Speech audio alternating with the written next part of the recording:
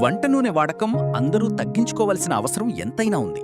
మితిమీరిన నూనెతో అధిక బరువు, గుండె జబ్బులు, డయాబెటిస్, బీపీ ఇంకా ఎన్నో అనారోగ్య సమస్యలు చుట్టుముడతాయి. మరి వేపుళ్ళు, చిప్స్, ప్రాసెస్డ్ ఫుడ్ వంటివి నిశ్శబ్దంగా మన ఆరోగ్యాన్ని దెబ్బతీస్తున్నాయి.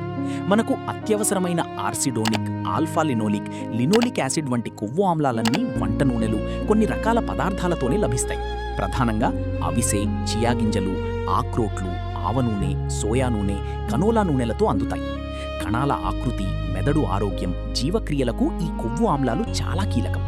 ఒమేగా-3, ఒమేగా-6 కొవ్వు ఆమ్లాల తరగతికి చెందిన వీటిని మన శరీరం తయారు చేసుకోలేదు, ఆహారం ద్వారానే తీసుకోవాల్సి ఉంటుంది.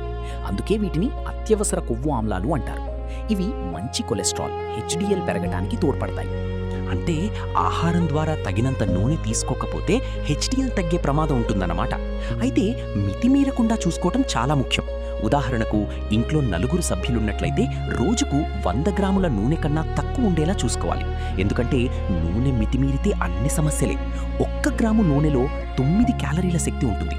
నూనె వాడకం ఎక్కువైతే క్యాలరీలు మితిమీరుతాయి. ఇవి ఒంట్లో కొవ్వుగా మారి బరువు పెరగడానికి, ఉబకాయానికి దారితీస్తాయి.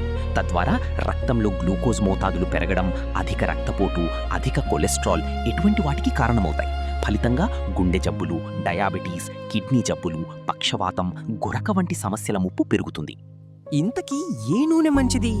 మన దగ్గర పామ్ ఆయిల్, వేరుశెనగ, సన్ఫ్లవర్, తవుడు, సోయాబీన్, ఆవాలు, నువ్వుల నూనె, ఆలివ్ ఆయిల్ వంటి రకాలు చాలా ఉన్నాయి.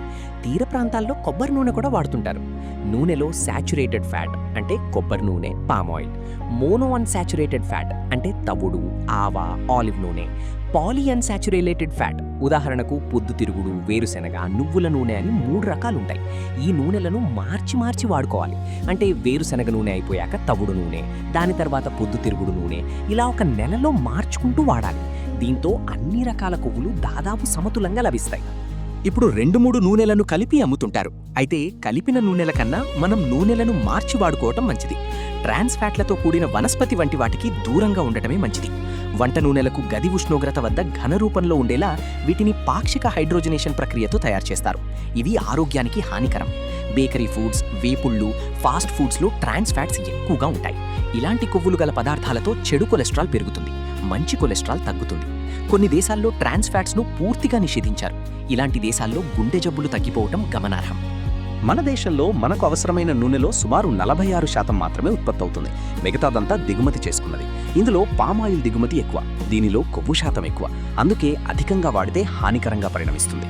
చౌకగా అందుబాటులో ఉండటం, మళ్లీ వేడి చేసినా త్వరగా చెడిపోకపోవడం వల్ల చిన్న హోటళ్లు, రోడ్డు పక్కన మిర్చీలు, బజ్జీలు అమ్మేవారు, తినుబండారాల పరిశ్రమలు దీన్నే ఎక్కువగా వాడుతుంటారు. అందుకే పామాయిల్తో చేసిన పదార్థాలు తినేవారికి జబ్బులు వచ్చే అవకాశాలు ఎక్కువ. వంట నూనెల వాడకాన్ని 10% తగ్గించినా ఎంతో మేలు జరుగుతుంది. చిన్న హోటళ్లు, రోడ్డు పక్క తినుబండారాలు అమ్మేవారు కాగిన నూనెను పారబోయడానికి ఇష్టపడరు. వృధా అవుతుందనో, ఖర్చు పెరుగుతుందనో మళ్లీ దాన్నే ఉపయోగిస్తారు. అలా మళ్లీ కాగితే చాలా అనర్థం జరుగుతుంది. మన దగ్గర పిండి వంటలు వంటివి చేసినప్పుడు మిగిలిన నూనెను తిరిగి వాడుకోవడం తరచూ చూసేదే. రెండోసారంటే పర్వాలేదు గానీ అదే పనిగా వేడి చేసి వంటలకు ఉపయోగించడం ఎంతమాత్రం మంచిది కాదు. ఇలా తిరిగి కాచినప్పుడు ట్రాన్స్ ఫ్యాట్స్ పుట్టుకొస్తాయి. కొన్ని క్యాన్సర్ కారకాలు, కార్సినోజన్స్ వెలువడతాయి. ఇలాంటి నూనెతో చేసిన పదార్థాలను అదే పనిగా తినడం వల్ల కొందరికి జీర్ణకోశ క్యాన్సర్లు వచ్చే ప్రమాదం ఉంది. మనకు అత్యవసరమైన ఆర్సిడోనిక్, ఆల్ఫా-లినోలిక్, లినోలిక్ యాసిడ్ వంటి కొవ్వు ఆమ్లాలన్నీ వంట నూనెలు, కొన్ని రకాల పదార్థాలలోనే లభిస్తాయి. ప్రధానంగా అవిసె, చియా గింజలు, ఆక్రోట్లు, ఆవ నూనె, సోయా నూనె, కనోలా నూనెలతో అందుతాయి. కణాల ఆకృతి, మెదడు ఆరోగ్యం, జీవక్రియలకు ఈ కొవ్వు ఆమ్లాలు చాలా కీలకం. ఒమేగా-3, ఒమేగా-6 కొవ్వు ఆమ్లాల తరగతికి చెందిన వీటిని మన శరీరం తయారు చేసుకోలేదు, ఆహారం ద్వారానే తీసుకోవాల్సి ఉంటుంది. అందుకే వీటిని అత్యవసర కొవ్వు ఆమ్లాలు అంటారు. ఇవి మంచి కొలెస్ట్రాల్ అంటే హెచ్డిఎల్ పెరగడానికి తోడ్పడతాయి. అంటే ఆహారం ద్వారా తగినంత నూనె తీసుకోకపోతే హెచ్డిఎల్ తగ్గే ప్రమాదం ఉంటుంది. కొవ్వు కూడా వ్యసనమే. ఇది మనిషిని, మనసును లొంగదీసుకుంటుంది. కొవ్వుతో వంటకాల రుచి పెరుగుతుంది. పదార్థాలను మృదువుగా, ఆకర్షణీయంగా కనిపించేలా చేయడం ద్వారా నోరూరేలా చేస్తుంది. వేపుళ్ళు వంటి పదార్థాలను ఎక్కువగా మాటిమాటికి తినడానికి ఇదే ఒక కారణం. వేపుళ్ళు ఎక్కువగా తినడం అంటే మీ గుండెను మీరు వేపుకు తిన్నట్లే. అందుకే నూనెలను మితంగా వాడాలి.